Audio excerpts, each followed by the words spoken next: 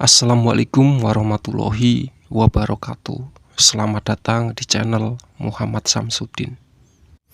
Di kesempatan kali ini saya akan menceritakan sebuah cerita kisah keji seorang ayah yang memelihara siluman monyet untuk pesugihan. Sebelum masuk ke ceritanya, jangan lupa subscribe dulu ke channel ini. Selamat mendengarkan. Berikut ini adalah ulasan tentang kisah seorang ayah yang memelihara siluman monyet untuk ritual pesugihan. Sebut saja dia Aldi. Ia merupakan sosok anak yang soleh dan patuh kepada orang tuanya. Setibanya di rumah, Aldi menghirup aroma kemenyan yang sangat kuat. Lantas ia bergegas mencari kedua orang tuanya, dan kebetulan sang ibu sedang masak di dapur, dan ayah dari Aldi ternyata masih kerja. Tak heran karena usaha dari ayah Aldi sedang seret dan harus rela begadang agar bisa menambah kebutuhan rumah. Lebih parah lagi, biaya SPP Aldi masih menunggak 2 bulan. Tak ingin memikirkan nasibnya, ia lalu pergi ke kamar untuk belajar. Namun saat melewati kamar ayahnya, bau menyan yang diciumnya tadi semakin menyengat. Aldi jadi penasaran dengan apa yang ada di kamar ayahnya. Meski ia sudah sering berkunjung ke tempat itu, Aldi lalu membuka pintu kamar perlahan dan mengintip kamar itu. Sontak Aldi dibuat kaget karena melihat sang ayah yang berlutut di hadapan lilin dan sedang menelengkupkan kedua tangannya. Setelah kejadian itu, Aldi semakin dibuat aneh dengan kejadian yang terjadi di rumahnya. Pasalnya, pernah saat Aldi mengaji di kamarnya, terdengar suara seperti menggaruk tembok. Namun saat Aldi mengecek ruangan sebelah kamarnya, tak ada satupun orang yang berada dalam ruangan tersebut. Sialnya, sang ibu menjawab bahwa ia tidak mendengar sama sekali suara yang didengar oleh Aldi tadi. Bukan hanya itu saja, Aldi juga pernah mengalami keadaan yang menyeramkan, di mana suatu malam Aldi terbangun dari tidurnya dan ingin buang air kecil ke kamar mandi.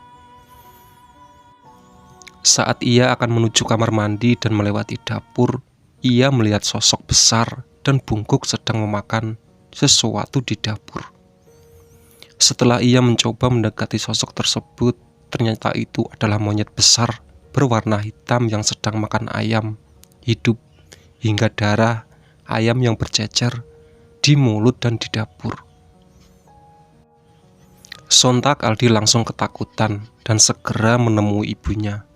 Namun ketika Aldi menceritakan kejadian yang dia alami tadi, sang ibu malah memberikan respon marah kepadanya dan mengatakan bahwa Aldi berbicara yang tidak-tidak.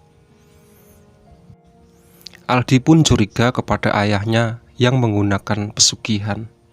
Bisa jadi ia memelihara siluman atau melakukan ritual klinik semacam di rumah ini. Suatu malam Aldi memberanikan diri untuk mendobrak kamar ayahnya untuk mengetahui kebenaran tentang apa yang dilakukan oleh sang ayahnya.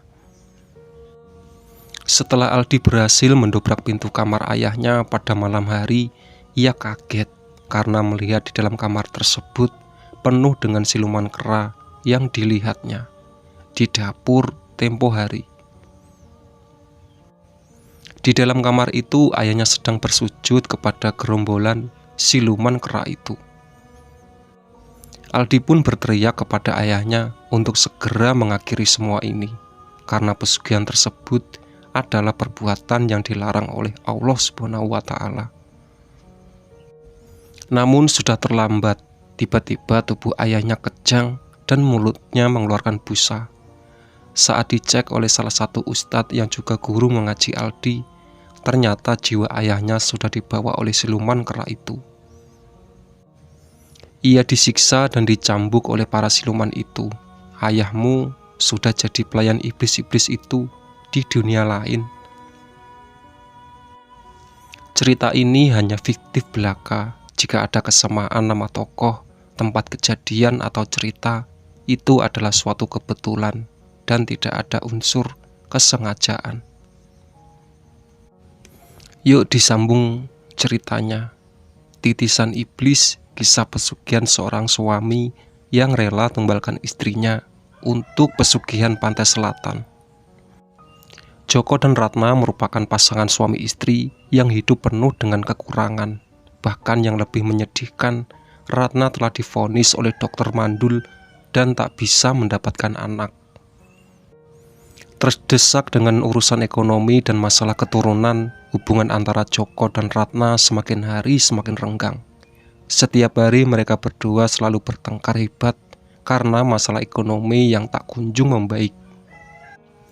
Setiap pagi Joko berkeliling ke desa untuk mencari pekerjaan serabutan. Ia hanya butuh uang untuk menyambung hidup setiap harinya. Namun saat ia beristirahat di sebuah gubuk pinggir kuburan, Joko dikejutkan dengan kemunculan sosok kakek tua yang memberitahu bagaimana caranya agar menjadi orang kaya dengan cepat. Mendengar hal tersebut, Joko lantas antusias untuk mendengarkan penjelasan kakek tua tersebut. Jika kamu ingin memperoleh banyak harta dan menjadi seorang kaya raya, lakukan ritual pesugihan di pantai selatan, ucap kakek itu. Mendengar hal tersebut, Joko langsung bersemangat dan menanyakan apa saja yang harus dipersiapkan sebelum melakukan ritual tersebut. Kakek tua itu menjawab dengan ingin ritual pesugihan pantai selatan itu berhasil, ia harus membawa tumbal pesugihan saat melakukan ritual di pantai selatan. Joko pun sedikit ragu mendengar syarat tersebut, namun ia bergegas pulang setelah mendapatkan informasi dari kakek tua itu. Saat perjalanan Joko memikirkan siapa yang akan dijadikan tumbal pesugihan pantai selatan, tiba-tiba ia memikirkan Ratna yang merupakan istrinya sendiri. Bagaimana kalau si perempuan payah itu aku jadikan tumbal saja? Lagian dia sudah tidak berguna dan tak bisa memberikan keturunan kepadaku, ucap Joko. Niat pesugihan pantai selatan tersebut ia sampaikan kepada Ratna, namun tidak dengan syarat tumbalnya. Karena Ratna lah yang akan dijadikan tumbal oleh Joko tanpa sepengetahuannya. Setibanya di rumah, Joko langsung menceritakan semua kepada Ratna tanpa pikir panjang. Ia dan Ratna segera pergi ke pantai selatan untuk melaksanakan ritual pesugihan tersebut. Setelah sampai di pantai selatan saat malam Jumat, Ratna dan Joko segera mempersiapkan sesajen yang sudah mereka bawa dari rumah. Saat semuanya sudah siap, Joko meminta Ratna untuk mengikuti apa yang ia lakukan dalam ritual pesugihan pantai selatan itu.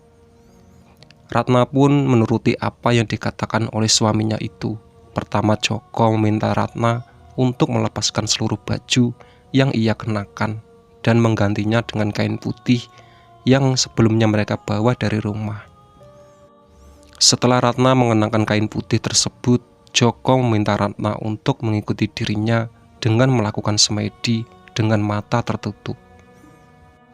Langsung saja tanpa rasa takut dan penuh dengan keyakinan, Joko mengambil kapak dan menebas kepala Ratna yang merupakan istrinya tersebut. Ratna pun tewas seketika dan terkapar di pantai selatan.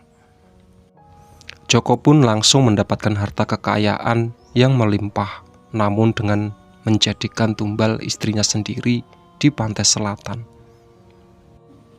Itulah sahabat cerita dari kisah keji seorang ayah yang memelihara siluman monyet untuk pesugihan.